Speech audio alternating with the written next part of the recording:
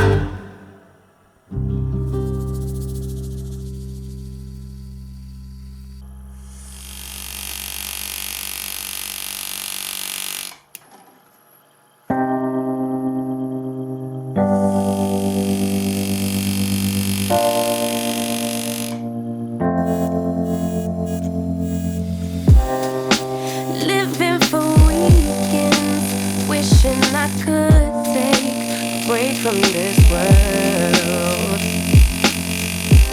Running on a hamster wheel, but searching for something I can't feel. I just wanna be a lost girl and fly. Take a breath, feel my wings spread, levitate above the ground and make eye contact with clouds. Now I'm rising, I'm soaring above it all. I just wanna be free.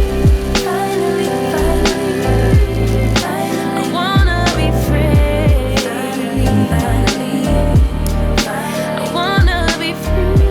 Finally, finally, I wanna be free. Finally, I always daydreaming, never imagined I lose my spark.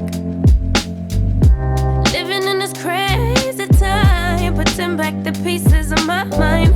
I know how to run from the dark and fly. Take a breath, feel my wings spread, levitate into the clouds. I'm so high above the ground. I'm rising, I'm soaring above it all. I just wanna be free.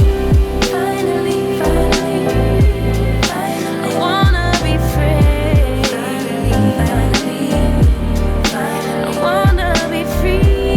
Finally, I wanna be free. Finally,